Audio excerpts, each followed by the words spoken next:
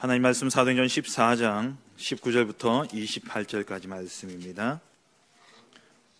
사도행전 14장 19절부터 28절까지입니다. 오늘 전체 본문은 14장 전체입니다만은 19절부터 28절까지 한 절씩 교독하겠습니다.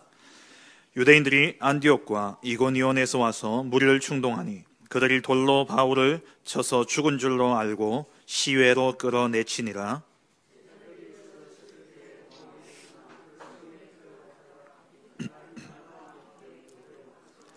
복음을 그 성에서 전하여 많은 사람을 제자로 삼고 루스드라와 이고니온과 안디옥으로 돌아가서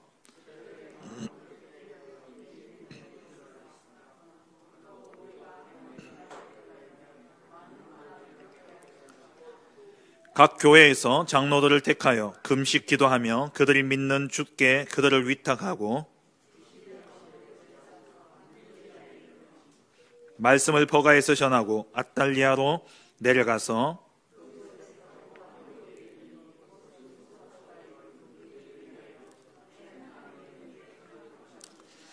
그들이 이르러 교회를 모아 하나님이 함께 행하신 모든 일과 이방인들에게 믿음의 문을 여신 것을 보고하고 제자들과 함께 오래 있으니라. 아멘.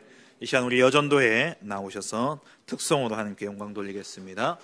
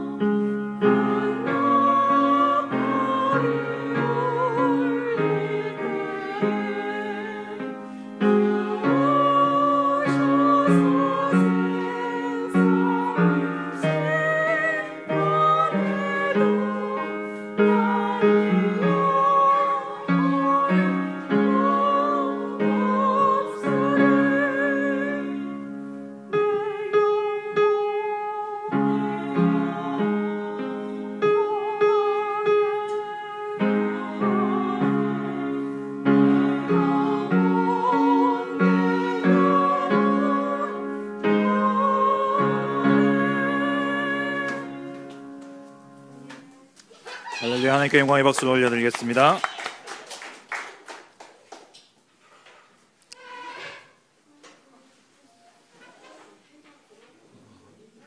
지난 금요일 날 새벽 기도회를 이렇게 인도하는데 웬 건장한 남자가 와가지고 모자를 턱 쓰고 뒤에 앉아 있는 겁니다. 이 새벽에 덩치도 큰 남자가 와 있으니까 신경이 자꾸 쓰이더라고요. 마치고 보니까 제가 중고등부 때 가르쳤던 제자가 이렇게 왔어요. 자기 말로 군대 갔다 오고 좀 방황하다가 지금 이제 하나교에 나가고 있는데 목사님 생각이 나서 이렇게 왔다고. 집이 성선대 여기까지 왔더라고요. 이제 이런 저런 이야기를 나누면서 하는 말이 이제 설교를 듣는데 이제 대학 우리 정병수 목사님이 대학부를 맡고 계시지 않습니까? 대학부 때 설교를 듣는데 목사님이 이제 성경의 역사에 대한 이야기를 이렇게 쭉 하는데 그 친구 표현이 학교 다닐 때도 역사 싫어했는데 설교 시간 계속 역사해가지고 은혜가 안 되더라면서 그러더라고요. 네 문제지. 제가 이제 그랬었는데 이 설교가 참 어렵다라는 생각을 합니다. 또 저보고 어떤 분은 현장의 단어를 가지고 현장 용어로 설교를 해야지 맨날 어렵다고. 설교에 대한 고민을 참 많이 하게 돼요. 그런데 오늘 목사님 말씀하셨습니다. 그 모든 갈등은 곧 말씀이 들리기 때문에 일어나는 것이라는 거. 그래서 정말 오늘 이 시간 중요한 진짜 하나님이 현장을 향해서 성취하실 그 언약의 말씀들을 마음에 담고 믿을 때에 하나님의 성취를 본다 말씀하셨어요. 오늘도 그 성취를 정말 확인하고 누리는 복된 시간 되시길 바랍니다. 오늘 제목은 70제자운동 전체를 돌며 찾아야 할 것이라는 제목입니다. 올 한 해 2022년을 시작하면서 70지역 70제자운동이라는 중요한 언약을 우리에게 주셨습니다. 그래서 우리가 이 성취를 통해 전도 대교구 그리고 세계 대교구의 응답을 우리가 기도하며 인도받고 있죠.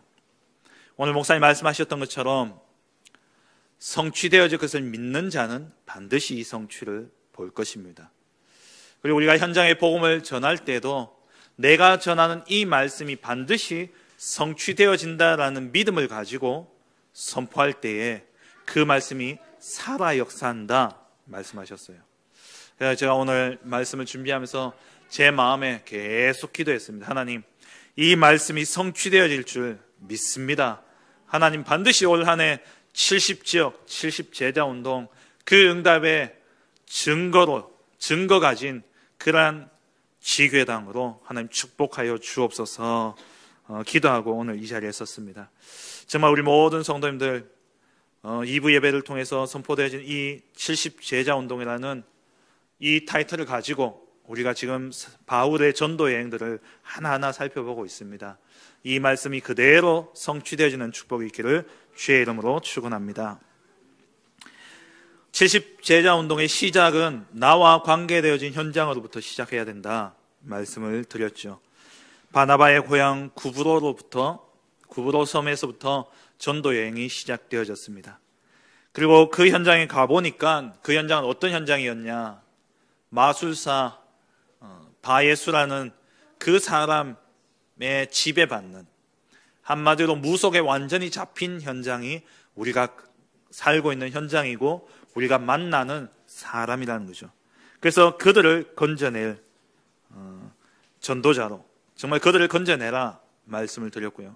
그리고 세 번째, 지난주에 우리가 그렇다면 70제자운동으로 현장에 전달해야 될 메시지가 무엇이냐, 그 메시지는 바로 하나님의 말씀, 구약은 오실 메시아, 신약은 오신 그리스도, 이 복음을 선포하게 될 때에 보호자의 축복이 임하고 그리고 생명의 역사를 통해서 영생 주시기로 작정된 자를 주께 돌아오고 그리고 제자가 일어난다 말씀을 드렸습니다. 그럼 오늘 네 번째, 우리가 70제자 운동을 두고 네 번째 붙잡아야 될 말씀은 전체를 돌면서 우리가 반드시 찾아내야 될 것이 있다라는 것이죠. 사도행전 13장 14장은 바울의 1차 전도 여행을 그리고 있습니다. 우리 옆에 지도가 나오고 있죠. 바울이 안디옥, 그러니까 여러분 보시기에 오른쪽에 있는 안디옥, 저기가 수리아 안디옥 교회가 있는 그 안디옥입니다. 파란색이 출발한 여정이고요. 빨간색은 귀환하는 여정입니다. 실루기아를 거쳐서 배 타고 살라미에 도착을 하고 바보섬에서 총독 서기오 바울을 복음 전하고, 그리고 거기서 떠나서 버가에 도착을 하게 되어지죠. 이 버가에서 마가 요한은 예루살렘으로 돌아가 버립니다. 그리고 여기서 이제 바나바와 바울 또 팀들이 함께 안디옥, 저기 위에 있는 안디옥은 바로 비시디아 안디옥입니다. 비시디아 지역에 있는 안디옥이죠. 안디옥을 거쳐서 이고니온, 그러니까 비시디아 안디옥까지 복음 전파의 내용이 사도행전 13장까지의 내용이고, 오늘 살펴볼 사도행전 14장의 내용은 이고니온으로부터 시작해서 루스드라, 더베 갔다가 다시 안디옥, 버가, 아탈리아, 그리고 안디옥으로 돌아오는 이 여정까지의 기록이 사도행전 14장까지의 내용입니다. 우리 한 지역에서 일어났던 전도 역사들을 살펴보면서 오늘 시간 하나님이 주시는 중요한 현장을 향한 하나님의 말씀을 붙잡는 응답이 있기를 주의 이름으로 축원합니다. 첫 번째입니다. 첫 번째는 이고니온 지역에서 일어났던 전도 역사입니다. 14장 1절부터 5절까지의 내용이죠. 이고니온에 들어가서 바울과 바나바가 함께 유대인의 회당에 들어가서, 언제든지 바울은 회당으로 먼저 들어갑니다. 왜냐하면 성경을 이미 아는 사람들이기 때문에 예수님도 너희는 가서 먼저 기존 신자가 힘을 얻고 답을 얻고 현장으로 흩어져야 되는 것이죠. 그래서 바울이 회당에 들어가서 이 복음을 전파하게 되어집니다. 그랬더니만 유대인들과 또 헬라인들 가운데 많은 수가 믿게 되어졌어요. 이러한 복음의 역사와 함께 반드시 복음이 선포되어지는 그 현장에는 이 복음을 막는 역사가 일어나게 되어 있습니다. 2절 말씀의 14장 2절에 그러나 순종치 아니하는 유대인들이, 믿지 않는 자들이란 말이죠, 이방인들의 마음을 선동하여, 여기서 이방인들이라는 것은 믿는 사람들이에요. 이방인들, 그러니까 믿지 않는 유대인들이 믿지 않는 이방인들의 마음을 선동해가지고 형제들에게 악감을 품게 했다. 이 형제들은 제자들을 이야기합니다. 예수님을 믿고 영접한 복음을 받은 자들에게 악감을 품게 만드는 것이죠. 이런 가운데 바울이 3절에 가서는 두 사도가 오래 있어 주를 힘입어 담대히 말하니, 이렇게 악감을 가지도록 이방인들과 유대인들이 일어나서 이 제자들을 자꾸 현혹하고 악감을 가지도록 만드는데, 바울은 거기서 떠나지 않고 거기에 오히려 오래 머물러서 그들을 말씀으로 더욱더 확립해 가는 것을 볼 수 있습니다. 이로 인해서 이고니온 시에 두 부류가 생기게 됐어요. 바울과 바나바를 따르는 무리가 있는 반면에 이방인들과 유대인들, 이들을 따르는 무리들이 생기게 되어진 것이죠. 그러면서 이 유대인들이 얼마나 악독하냐니까 이방인들을 선동하고 거기서 끝나지 않고 관리들까지 이용해가지고 바울을 돌로 치려까지 했습니다. 그래서 바울이 거기서 떠나게 되어지죠. 우리가 이고니온 전도에서 꼭 기억해야 될 부분이 뭐냐 하면은 우리가 복음 증거한 이유가 중요하다라는 거예요. 마귀에게 잡혔던 자들, 귀신에게 눌렸던 자들을 예수 그리스도 생명의 복음으로 그들을 해방시켜 놓으면 사단은 그 순간에는 어쩔 수 없이 쫓겨가지만 그 이후에 반드시 그들을 무너뜨리려고, 그들을 흔들려고 현혹하고 속이게 돼 있다는 거예요. 그래서 영접하고 아이를 낳고 아이를 쓰레기통에 버려두는 부모가 어디에 있습니까? 여러분 현장에 가서 70제자 운동을 하면 반드시 이 복음에 순종하고 이 복음을 듣고 영접하는 자들이 나옵니다. 그러면 반드시 그 사람들과 다락방이 이루어져야 돼요. 뭐 한 주, 두 주 그냥 지나가면 안 됩니다. 사단이 어떻게 역사할지 모른다는 거예요. 그래서 이들에게 정확한 복음을 담대히 전달해 줘야 돼요. 정확한 복음을 계속해서 이들에게 선포해 줘야 됩니다. 그래야 흔들리지 않아요. 그래서 교회로 바로 오는 것보다도 현장에서 말씀으로 사역되어지고 말씀을 뿌리 내리고 교회 와야지 다른 게 안 보입니다. 교회로 바로 오게 되면요, 먼저는 이 사람이 하나님 알기 전에 사람부터 보게 되어져요. 사람들의 모습, 처음에는 다 성인 군자처럼 보이죠. 자기가 처음 예수 믿고 오니까 이 복음을 아는 사람들 얼마나 성인 군자 같을까 했는데 뚜껑 열고 보면은 성인 군자는 세상에 더 많은 것처럼 보여져요. 흔들릴 수밖에 없습니다. 속을 수밖에 없죠. 그래서 말씀으로 단단하게 세워가야 됩니다. 오늘 목사님 말씀하셨던 것처럼 정말 이 현장에 다락방이 열려져야 돼요. 복음 들었다 그러면 안 하겠다면 어쩔 수 없지만은 반드시 그 생명을 양육해야 할 다락방이 이루어져야 됩니다. 그런데 이 다락방 하다가도 또 떨어지는 사람들도 있어요. 괜찮습니다. 그건 어쩔 수 없어요. 복음 실컷 듣다가도 돌아가는 사람이 있습니다. 거기에 우리가 너무 마음이 무너질 필요는 없어요. 할 때 우리의 중심이 다락방을 할 때 우리의 모든 중심을 하나님께 드리고 온전히 인도받으면 됩니다. 내가 정말 마음을 다하고 정성을 다해서 했는데 그 사람이 떨어져 나간다. 그건 어쩔 수 없는 거예요. 하나님의 또 다른 시간표가 있겠죠. 예수님도 12제자를 3년 동안 그렇게 사역했는데 가룟 유다는 예수님 팔고 도망가 버렸습니다. 바울도 1차, 2차, 3차 전도 여행을 하면서 그렇게 현장 돌면서 복음 전하고 제자들 세웠는데 바울이 로마 감옥에 갈 때 그 갇혀 있을 때 그곳까지 쫓아와서 바울과 함께 했던 제자 중에는요, 마지막 말년에 바울의 말년에 세상을 사랑해서 도망간 사람도 있었습니다. 그게 빌립보서에 나오는 데마죠. 세상을 사랑해서 디모데후서에 나오죠. 디모데후서는 바울의 서신서 중에 제일 마지막에 썼는 편지입니다. 빌립보서나 빌레몬서나 이런 데 보면은 데마 이야기가 나와요. 나의 제자, 여기 나와 함께한 동력자 이러면서 데마에 대해서 이야기를 하고 있는데 제일 마지막에 디모데에게 쓴 디모데후서에는 데마가 세상을 사랑해서 데살로니가로 갔다라고 이야기해요. 그런 일이 일어날 수 있습니다. 거기에 우리가 낙심할 이유는 없어요. 그건 하나님의 절대적인 주권 속에 이루어지는 일이고 우리가 그 사람의 복음을 안 전해서 간다면 그게 우리의 죄지만 우리가 정말 복음을 전했다면 에스겔서 3장처럼 우리가 악인들을 깨닫도록 복음을 전했는데 그들이 깨닫지 못한다면 그 죄값은 그가 받는 것이 우리가 받는 게 아니거든요. 그래서 우리의 역할은 뭐냐? 정말 복음 받았다면 그 사람이 온전히 복음을 뿌리낼 수 있도록 다락방이 현장에 일어나야 되는 겁니다. 실컷 복음 전했는데 이 사단이 흔들므로써 떨어지는 사람들 참 많이 있죠. 저도 예전에 우리 한 렘넌트를 통해서 그 가정에 복음이 전거되어졌어요.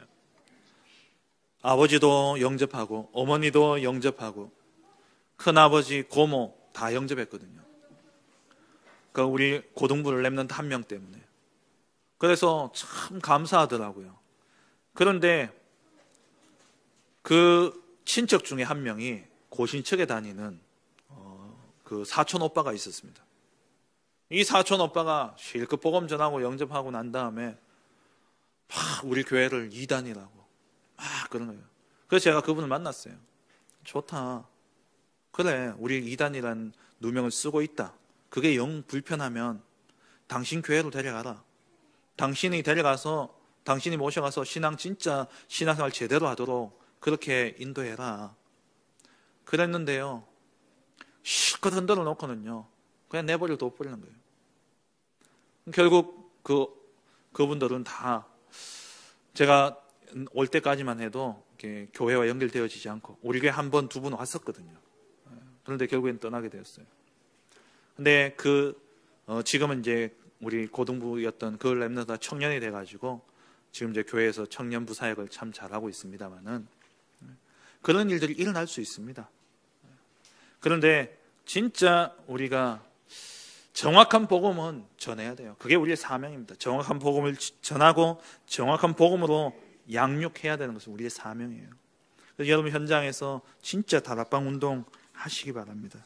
한 사람 한 사람은 그냥 내버려 두지 말고 정말 변질될 것, 떨어질 것 걱정해가지고 머뭇머뭇하지 말고 오늘 이 순간만큼은 정확한 복음을 전하셔야 돼요.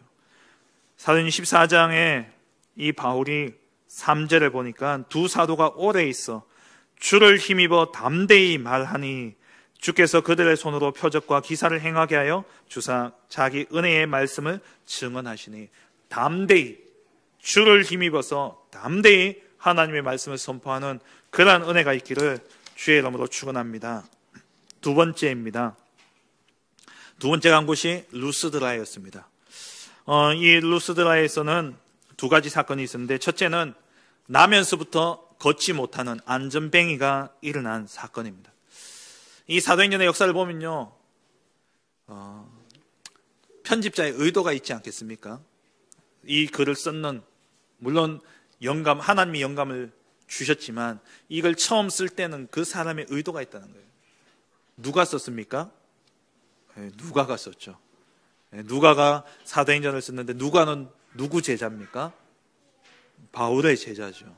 그래서 조금 이렇게 성경을 다른 시각으로 조금 보면요, 이 누가는 완전히 바울 편을 들고 있어요. 보면 똑같은 사건을 계속 대조해 보이거든요. 안지맹이 사건도 마찬가지고 옥에 갇혔던 사건도, 베드로는 자다가 천사한테 엉덩이 차여가지고 일어나서 정신없이 쫓겨가 갔는데 바울은 찬양하다가 천사가 나타나고 거기서 복음 전해서 간수까지 다 복음 전했다 이러면서 약간 이렇게 베드로는 까는 듯하고 바울은 높이는 듯한 그런 식으로 이렇게 사도행전이 기록되어진 것처럼 보여져요. 뭐 그런 것도 있을 수 있겠죠. 그건 사실 중요한 것이 아니라 중요한 것은 그 현장마다 하나님이 역사하셨다는 겁니다. 오늘 이 본문에 안전뱅이가 일어났어요. 베드로는 유대인 중에 안전뱅이를 일으켰고 바울은 이 루스드라에서 이방인 안전뱅이를 일으킨 겁니다. 그래서 이 사건을 기록함으로써 아마 누가는 바울은 이방인의 사도로 부름받았다라는 것을 부각시키기 위해서 이렇게 기록한 것이 아닌가라고 학자들은 이야기를 합니다. 근데 9절에 보시면은 이 안전뱅이를 보고 이제 바울이 주목하게 돼요. 바울이 말하는 것을 이 안전뱅이가 들었습니다. 그것을 바울이 주목해서 보고 그 사람이 구원받을 만한 믿음이 있는 줄 알고 그에게 선포하죠. 10절에 바로 일어서라. 현장에서 일어나는 치유의 중요한 기준은 뭐냐? 말씀이 들어가느냐 들어가지 않느냐입니다. 오늘 묵상기도 때 읽었던 말씀, 또 일부 때 담임 목사님 말씀 주셨던 것처럼 성소에서 흘러나오는 이 물이 닿는 곳마다 살아났어요. 그 말은 하나님의 말씀이 들어가는 곳마다 치유가 일어나고 생명의 역사가 일어나는 겁니다. 현장에 가면 많은 치유 대상자들을 만나게 되어집니다. 영적으로, 또 정신적으로, 육신적으로, 또 삶의 병이 와 있는, 그러니까 생활의 환경에 병이 와 있는 그런 분들도 있죠. 그런 분들을 우리가 만나게 될 때에 이들이 정말 치유될 것이냐 치유되어지지 않느냐, 그 중요한 기준을 우리가 미리 알 수 있는데 그게 뭐냐? 말씀이 들어가느냐 말씀이 들어가지 않느냐. 오늘 9절에 바울이 말하는 것을 이 안전뱅이가 들었어요. 여기서 듣는다는 건 그냥 듣는다는 게 아니라 주목해서 들었다는 거예요. 이 바울의 말을 이렇게 바울이 전했던 그 복음을 주의 깊게 들었다는 거예요. 바울이 딱 보니까 이 사람에게 복음이 들어가는 게 보였다는 거예요. 그래서 바울이 주목해서 보고 이 사람에게 구원받을 만한 믿음이 있는 줄 알고, 구원받을 만한 믿음이 있는지 바울이 어떻게 알겠습니까? 뭐 대화를 나눴겠어요? 아니잖아요. 그럼 바울이 보는데 느껴지는 거예요. 어떻게 느낍니까? 말씀이 들어가니까. 말씀이 들어가니까 아, 이 사람이 구원받겠구나. 아, 이 사람이 치유되어지겠구나. 치유는 믿음으로 이루어집니다. 믿음으로 이루어지죠. 그래서 야고보서 5장 15절 16절 말씀에 믿음의 기도는 병든 자를 구원하고요, 의인의 간구는 역사하는 힘이 있다 말씀하셨죠. 믿음의 기도는 반드시 병든 자를 구원하게 되어 있습니다. 그러니까 기도하는 우리의 믿음도 중요하지만 그 기도를 받는 자의 믿음도 중요하다는 거예요. 근데 이 믿음은 어디서 말미암습니까? 로마서 10장 17절에 믿음은 들음에서 나고 들음은 그리스도의 말씀으로 말미암는다. 결국에는 이 사람이 무엇을 듣느냐? 그리스도의 복음을 증거할 때에 이 사람에게 이 말씀이 들어가고 있느냐? 그러면 이 말씀이 들려진다면 반드시 구원 얻는 믿음이 생기게 되어 있습니다.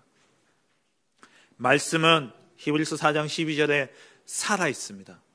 활력이 있습니다. 그래서 영과 혼, 관절과 골수를 찔러 쪼개기까지 하고 마음의 생각과 뜻을 판단해요. 영혼, 육신, 마음, 생각 다 치유하는 게 뭐냐? 말씀입니다. 이 말씀은 무엇을 이야기합니까? 지난주 보았듯이 구약의 말씀은 오실 메시아, 신약의 말씀은 오신 그리스도. 그럼 구약과 신약을 왜 주셨냐? 영생 얻으라고, 생명 주시려고 말씀을 주신 겁니다.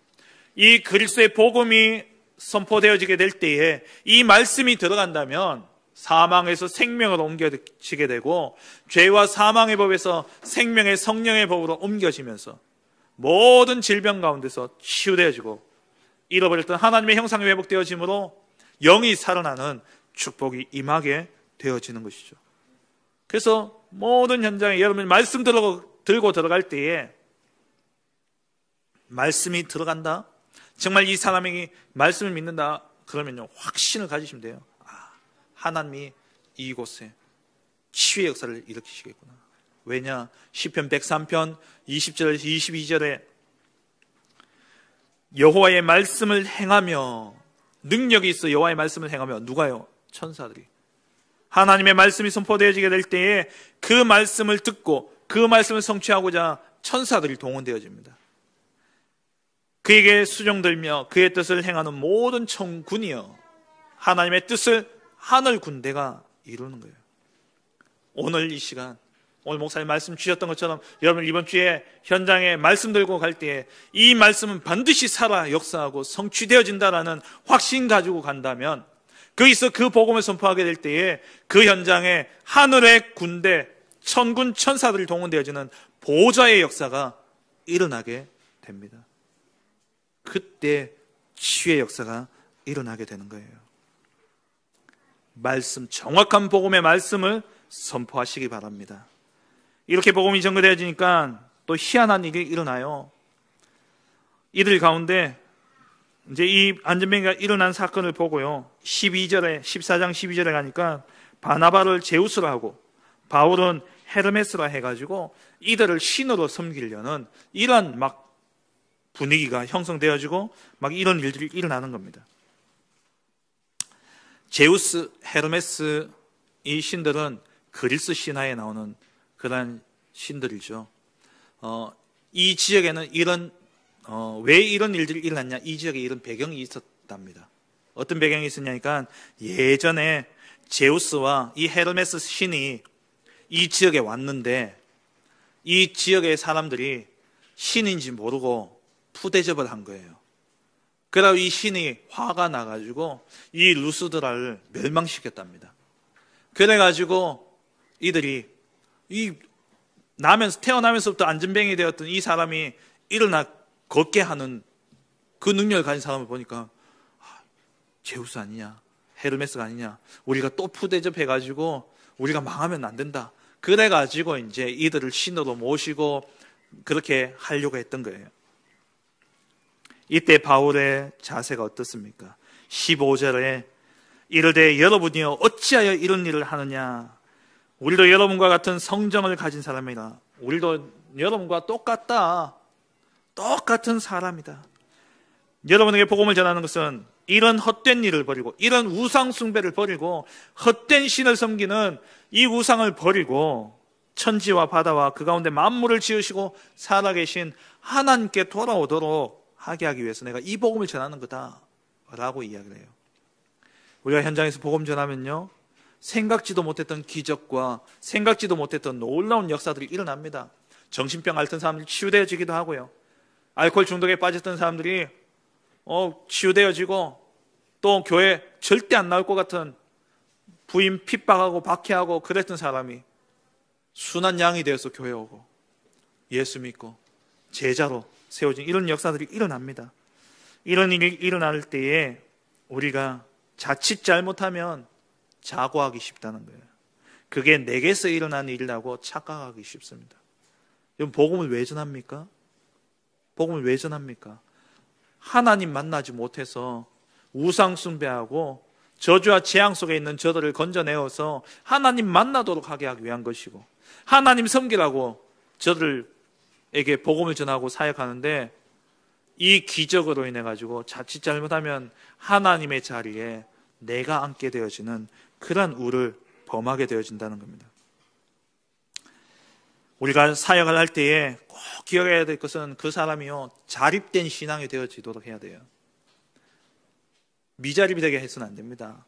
나를 의지하고 나를 쫓아다니고 문제만 생기면 내게 묻고, 그 사람은요, 무당 쫓아다니던 그 습관이 있어가지고 나한테 복음 전해준 그 사람을 무당처럼 여기고 쫓아다니면서 계속 묻는 거예요. 그거 절대 좋아할 거 아닙니다.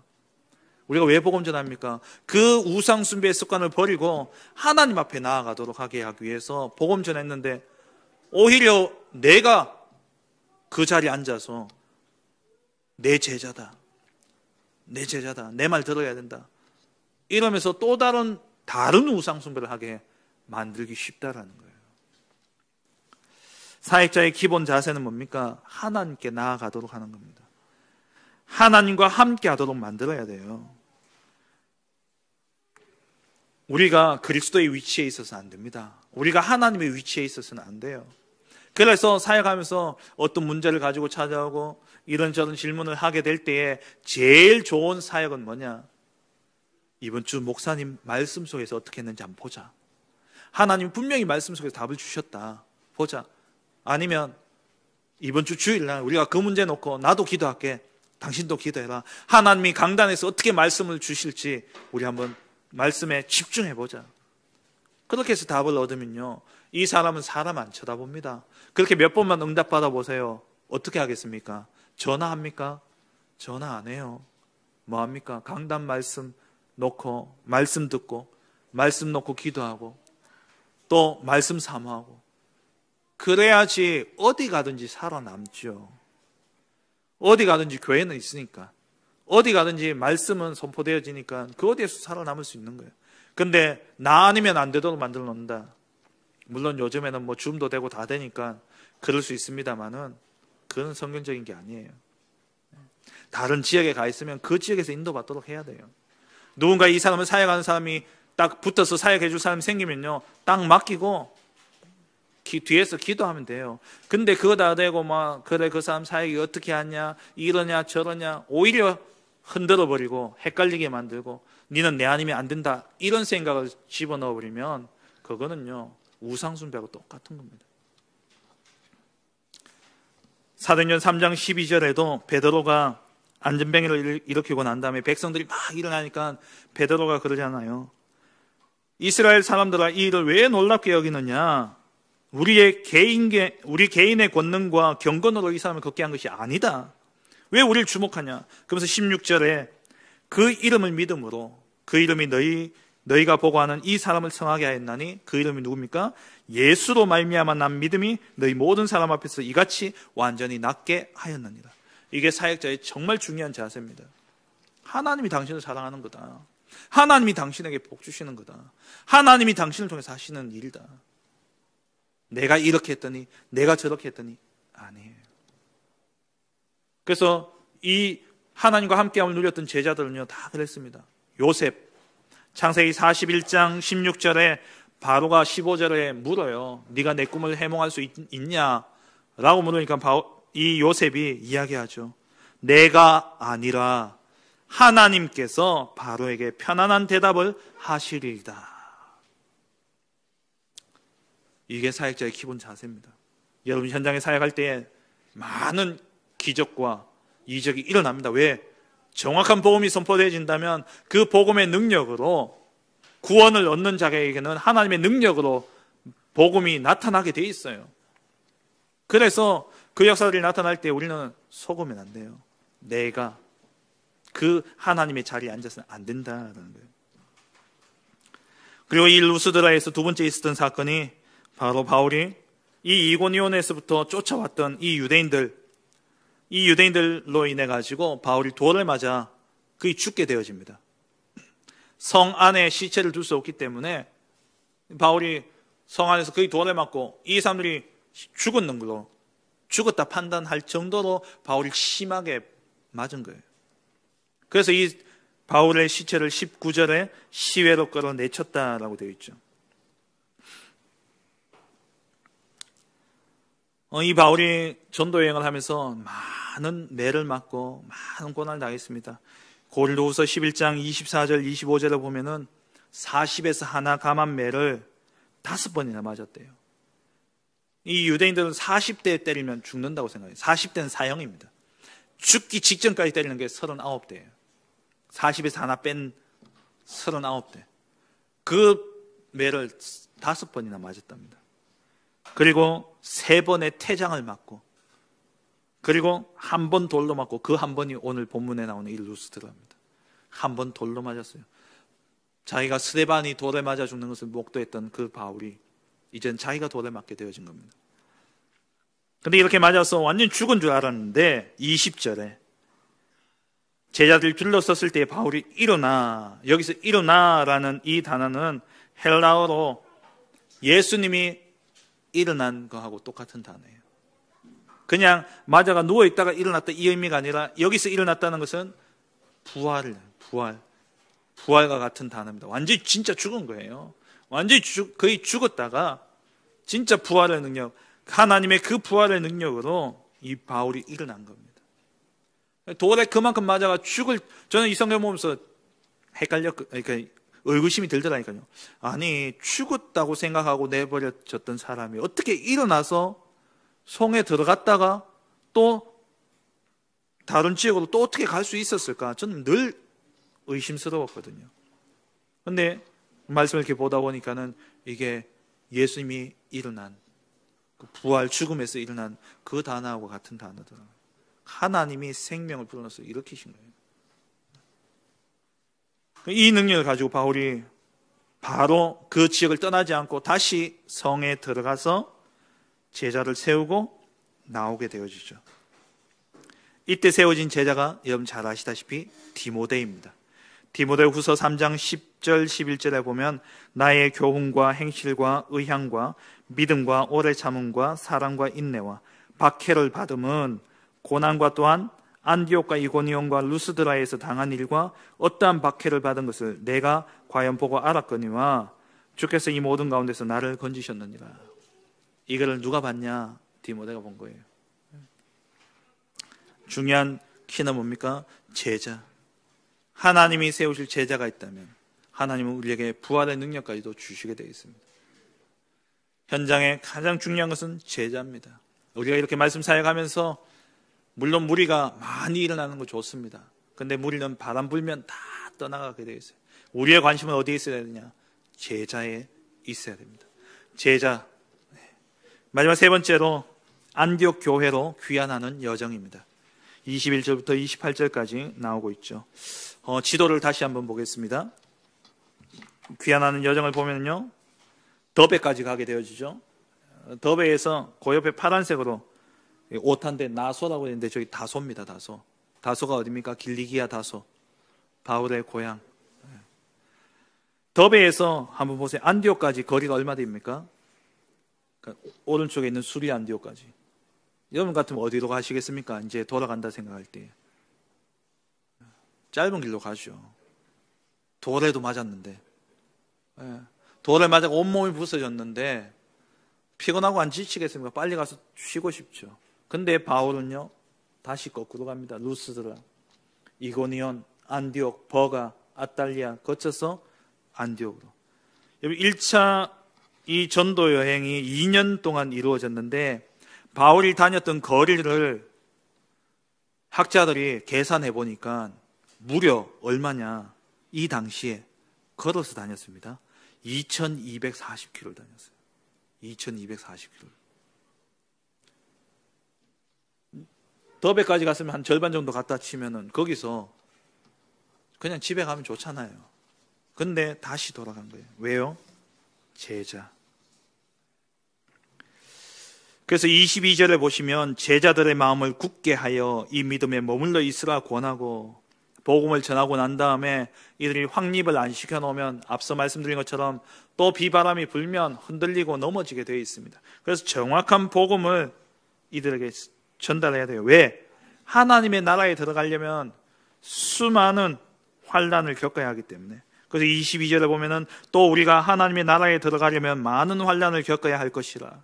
많은 환난이 기다리고 있기 때문에 이 제자들에게 믿음에 굳게 서 있으라고 다시 확립하고 바울이 돌아오기 위해서 그 먼 여정을 다시 돌아간 거예요.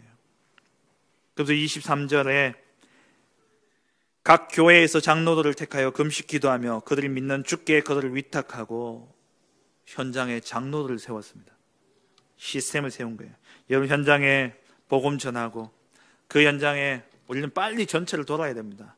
그래서 그 현장을 떠나올 때는 그 현장이 무너지지 않는 시스템을 세워야 돼요. 그 시스템이 뭐냐? 중직자입니다. 중직자가 그 지역을 딱 책임지고 그 현장에서 현장 목회자로서 또 현장의 영적 사령관으로서 지역을 책임지고 그 지역에서 말씀 운동할 수 있는 중직자들로 그들을 딱 세워야 돼요. 여러분 개개인이 이 응답 누리셔야 됩니다. 내가 있는 지역은 내가 살리겠다. 내가 있는 지역의 목회자는 목사가 아니라 나다. 현장 목회자는 중직자예요. 현장의 영적 사령관입니다. 이 시스템들이 세워져야 돼요. 그게 지교회죠. 이렇게 해서 이 지역들마다 지교회가 세워지게 된 겁니다. 그리고 이제 그 더베, 루스드라, 이고니온, 비시디아, 안디옥을 거쳐서 밤빌리아, 버가, 아탈리아를 지나 배 타고 안디옥에 이르게 되어지죠. 이 안디옥 교회에 와서는 27절, 28절에 보니까 26절, 20에 이 안디옥은 배 타고 안디옥에 이르니 이곳은 두 사도가 이룬 그 일을 위하여 전에 하나님의 은혜에 부탁하던 곳이라. 이 말이 뭐냐면은 기도소에서 바울과 바나바를 파송하고 이들을 위해서 기도하고 후원했던 그 교회라는 겁니다. 로컬 교회는 뭐 해야 되냐? 현장을 가슴에 품고 기도의 바람이 일어나야 돼요. 현장에 진짜 말씀운동, 생명운동이 일어나도록 교회에 모일 때마다 현장을 두고 기도하는 기도가 이루어져야 됩니다. 동삼제일교회, 이마누엘 교회, 처음에 동삼제일교회가 유목사님이 그렇게 현장을 돌아다닐 때예요. 현장을 막 돌 때 유목사님 어머님과 그 많은 권사님들이 그 30평 되는 지하에 이불 끌어안고 와가지고 밤새 기도하고 우리 목사님 세계복음하는 목사님 되게 해달라고 기도하고 그 기도가 결국 응답되어진 거예요. 우리는 보내놓고 끝나면 안 됩니다. 그래서 우리가 새벽에 또 기도할 때마다 기도 제목마다 선교사님들 또 현장 전문인 선교사들을 또 세워놓고 평신도 전문인 선교사들을 세워놓고 계속 기도하는 이유가 뭡니까? 우리가 기도의 후원이 되어져야 돼요. 우리 송영교회도 마찬가지죠. 저도 기억이 납니다. 94년도에 제가 송영교회에 왔는데 그때 제가 고3이었거든요. 고3 되면은 없던 믿음도 생기잖아요. 그래서 제가 아침에 학교 가기 전에는 간혹 일어나면 가고 못 일어나면 못 가고. 근데 야간 자율학습 마치면 11시였어요. 마치면 교회에서 제가 한 100m 정도 집이었기 때문에 교회 들러서 기도하고 집에 왔거든요. 그때 11시 넘어가면요. 하나교회 그 지하 진짜 깜깜합니다. 한낮에도 들어가면 깜깜해요. 밤에 들어가면 얼마나 깜깜한데. 근데 그때 가면은요, 막 우리 권사님들 가운데 또 이렇게 예전 체질로 기도하시는 분들 계시거든요. 막 개구리 소리도 나고, 막 이렇게 막 울부짖고, 막 그래요. 그러면 거기서 밤새 기도하시는 우리 권사님들, 그 기도가 결국 교회를 이룬 겁니다. 안디옥 교회가 이 기도가 이루어졌다는 거예요. 바나바를 파송하고 이 일을 위하여 전에 하나님의 은혜에 부탁하던 것이죠. 하나님의 은혜에 어떻게 부탁합니까? 기도죠. 기도하면서 이 현장을 놓고 계속 기도한 겁니다. 그래서 지금부터 우리 이제 전도 대상자들을 파악을 하려고 해요. 지금 어린이 부서 또 우리 태영유치부 전도 대상자들 이제 명단을 정리하고 있습니다. 우리 성도님들도 마음에 이 지역을 두고 기도하면서 떠오르는 분들이 있다면요, 일단 적으세요. 적고 저한테 주세요. 그럼 제가 딱 하나의 폼으로 딱 만들어 가지고 주보에 실으면, 그러니까 공적인 문서에는 실으면, 그러니까 여러분 개개인에게 다 나눠드리겠습니다. 기도할 때마다 그 명단 놓고요, 계속 기도하세요. 간절히 기도하세요. 그럼 하나님이 어떻게 일을 하실지 모릅니다. 우리는 현장을 놓고요, 기도하는 교회가 돼야 돼요. 교회는 모여서 현장을 위해서 기도해야 됩니다. 그리고 교회는 또 어떤 일이 일어나야 되냐? 27절에 그들이 이르러 교회를 모아 하나님이 함께 행하신 모든 일과 이방인들에게 믿음의 문을 여신 것을 보고하고, 포럼이 이루어진 거예요. 오늘 목사님 결론에서 이야기했던 것처럼 교회는 현장에 일어난 그 놀라운 전도 선교의 역사들을 교회 안에서 막 현장의 이야기들이 교회로 들어와가지고 교회의 영적 흐름을 바꿔야 돼요. 그게 안디옥 교회에 일어난 겁니다. 안디옥 교회에 이러한 역사가 일어난 거예요. 우리 교회도 현장에서 복음 듣고 영접하고 그 사람이 일어난 치유와 그 현장, 그 가정에 일어났던 그 놀라운 복음의 역사들이 교회 안에서요 계속 포럼되어지고 나누어져야 되는 겁니다. 그래야 교회가 살아요. 그래야 교회가 딴짓 안 합니다. 교회가 현장을 놓쳐버리면요, 딴짓하게 돼 있어요. 바깥에 자리 얼마나 많은데요. 한 지역을 책임지고, 정말 여러분 지역을 책임지고 지역 살리는 중직자로 한번 사역해 보세요. 한 지역에 진짜 구역 사역만 제대로 해도요, 구역장 정신없습니다. 교회에 이런저런 이야기 신경 쓸 일 없다니까요. 신경 쓸 겨를이 없어요. 정말 현장에 이러한 생명의 역사, 복음의 역사가 일어나야 돼요. 그게 교회 안에서는요, 포럼으로 계속 소통이 되어져야 됩니다. 말씀을 맺겠습니다. 바울이 안디옥으로부터 시작해서 구브로, 그리고 아탈리아 쭉 거쳐서 더베로 갔다가 돌아왔죠. 그 지역 거의 전체를 다 돈 겁니다. 바울의 사역의 특징이 뭡니까? 전체를 돌고 거기서 나온 제자들 다시 돌아가서 확립하고 돌아오는 겁니다. 우리가 빨리 70제자 운동의 키가 뭡니까? 70군데 돌라는 거예요. 전체를 돌라는 겁니다. 전 지역을 돌라는 거예요. 농공, 현품, 육아, 구지, 창녕, 이 지역을 이제 돌아야 됩니다, 우리가. 근데 도는 것도 도는 거지만 여러분 직장 놔두고 어떻게 돌겠습니까? 전체를 돈다는 것은 여러분은 있는 지역만큼은 여러분 책임져야 되는 거예요. 여러분 있는 지역의 현장을 분석하고 그게 전도 대상자를 찾고 또 그 지역을 복음할 수 있는 거점이 될 수 있는 장소 찾아서 거기에서 다락방을 여는 겁니다. 성도의 집을 열든지 사업장을 열든지, 그래서 지역마다 이제 다락방이 열려져야 돼요. 그게 100군데 일어나면 1000명의 제자가 일어날 겁니다. 이런 다락방을 이제 이번 주부터 1부 때 목사님 말씀 주셨고, 이제 그 말씀 우리는 실현시키러 가야죠. 현장에 다락방을 여시기 바랍니다. 내가 다락방하기 힘들다면 내 집을 지역복음화 위해서 다락방을 내놓으세요. 목사님 와서 다락방 해주세요. 우리 권사님요, 우리 집에서 와서 다락방 해주세요. 내가 아는 사람들 기도하면서 사람들 모을 테니까 여기서 다락방 해달라고. 그렇게라도 다락방을 여시기 바랍니다. 그래서 진짜 지역 복음할 수 있는, 70지역을 복음할 수 있는 생명운동이 일어나야 돼요. 그리고 두 번째로 이런 다락방을 열고, 그럼 다락방의 목적은 뭡니까? 제자입니다. 제자예요. 무리가 아니라 제자입니다. 바울이 왜 일정 기간 동안 박해 가운데서도 그 지역에 머물렀고 또 돌에 맞아 죽게 되어졌는데도 다시 일어나서 왜 또 거기에 들어갔습니까? 짧은 길로 돌아올 수 있는데도 불구하고 왜 그 먼 길을 다시 돌아갔습니까? 제자 때문입니다. 제자를 세우기 위함이에요. 복음 편지로부터 이제 교재를 활용해가지고 정말 다락방을 시작하세요. 다락방 하면서 기도 제목 물어보고 전도 대상자 물어보고 포럼 해보세요. 해보면 하다 보면은 안 되더라도 계속 지속하세요. 하다 보면 변화되는 사람이 있고 하다 보면 포럼이 부담스러워서 떨어지는 사람이 있습니다. 떨어지면 어쩔 수 없어요. 그러면 다치면 다치는구나. 그럼 또 다른 데 가서 또 열면 됩니다. 그렇게 하면서 함께 전도 포럼이 되어지고 말씀 포럼이 되어지고 현장에 가슴을 품는 제자를 세우는 겁니다. 이 응답을 올 한 해 누리자는 거예요. 그래서 화요 집회는 복음 편지를 새롭게 하고요. 새가족 수련회는 새 생명 새 생활과 구원의 길을 가지고 새롭게 지금 말씀을 정리하고 현장 사역이 되어지도록 하고 있습니다.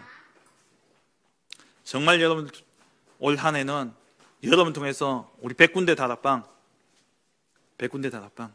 이 지역에 일어날 수 있도록 계산하세요. 더하기 빼기 나누기 다 할 수 있죠.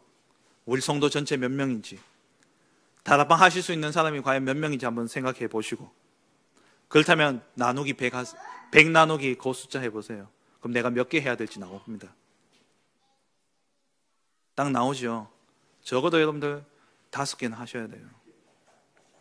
5개는 하셔야 됩니다. 월, 화, 수, 목, 금. 수요일은 수요일에 있으니까 빼고 토 하세요.